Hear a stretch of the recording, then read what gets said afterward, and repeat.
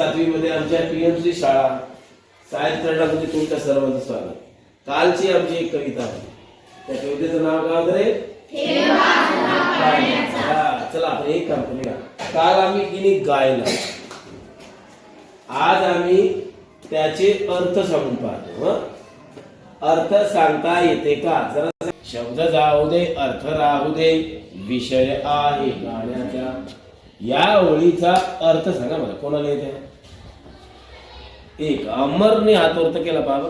अमर अमर शब्द जाऊ द्या, अर्थ राहू द्या, कारण विषय आहे गाण्याचा आहे. चला, विषय आहे आपल्या गाण्याचा. शब्द आबाळातील बहुमोलाचा, हे आज हा पाण्याचा. अर्थ सांगा मला एक.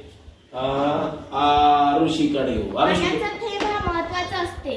पाण्याचा थेंब हा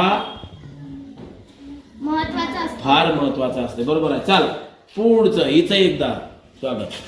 पुढचं सांगून काहीही चुकू द्या, विशेष महत्वाचा आहे. सर्वात महत्वाचं जगात 2-3च गोष्टी. कोणत्या महत्वाच्या आहे रे?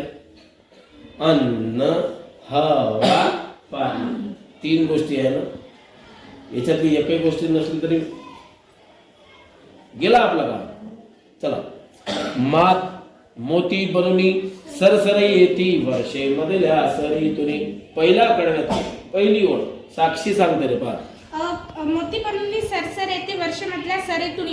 पाण्याचा थेंब हा मोती बनवून सरसर जमिनीवर येतो. पाण्याचा थेंब हा मोती बनून सरसर येतो. मला सांगा, पाण्याच्या थेंबाला कशासारखं महत्व दिलं सांगा बरं. है ना? कारण एक वेळचा मोती कामाचा येणार नाही, पण पावसाचा थेंब कामाचा येते. पुढं माळ होते निसटून जाते, बावरते जरी परी पुणे. चला, कोण? परत साक्षी, परत अमर, परत थांब. हा तू अस्मिता सांगते रे. जे पाणी वरतून येते ते पत्र्याला मोत्यांच्या माळेसारखे होते आणि ते खाली पडते, निसटून जाते. बरोबर आहे. कसं म्हटलं होतं का? तू सांग. हे सांगतो तसंच. आभाळातील पाणी पत्र्यावर मोत्यांचे माळासारखे होते आणि ते निसटून जाते. स्टॉप कर. प्रश्न तुझ्या रे जिन्याचा. चला, कोण सांगतंय? 1 2 सायली सांगते. सायली. हा. पाण्याचा संचय करतो, प्रश्न तुझ्या जिन्याचा. जगण्याचा आहे. बरोबर आहे. बरं. हा, का म्हटलं तू सांग. का या पाण्याच्या थेंबाचा तू पाण्याचा थेंब हा साठवून ठेवतो, हा तुला जगण्यासाठी उपयोगी आहे. करेक्ट. पहिलं कळव करेक्ट झालं. दुसरं चुकू द्या, काही सांगा. आता स्टॉप करू. आभाळातील ह्या मोत्याने माती मधून पिकती मोती. गौरव सांगते आमच्या जवळ. आभाळातून पाणी पडते आणि ते पीक होते. हा, बरोबर आहे. चाल. समृद्धी. आभाळातील पाण्याने जमिनीमध्ये पीक पिकते. निसर्ग जाणी मोल तयाचे, तुम्ही मानसे का मग कृती. परत गौरव आणि अमर. साक्षी. आरुषी सांगते. बरं, आरुषीचं. निसर्गाला पाण्याची किंमत असते, पण माणसाला पाण्याची किंमत नसते. नाही, मला खूप चांगलं निसर्गाला किंमत आहे, पण माणसाला नाही. पुढे संचय करता तिजोरी तल्या खणखणत्या त्या नाण्याचा. माणसा तू का करते? हा सांग.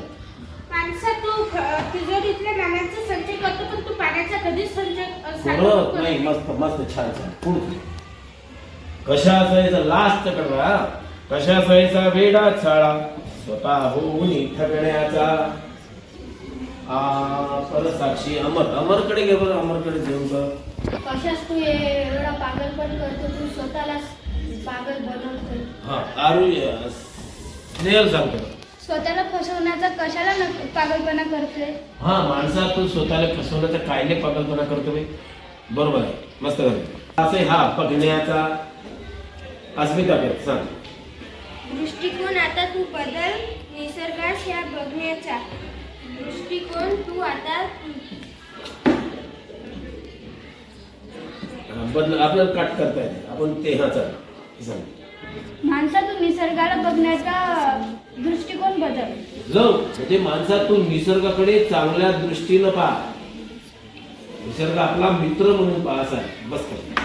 तानेसाठी सांग पुरे का, ताहनेसाठी सांग पुरे का, घोट तुला रे सोन्याचा. समृद्धी सांगते जवळ घे.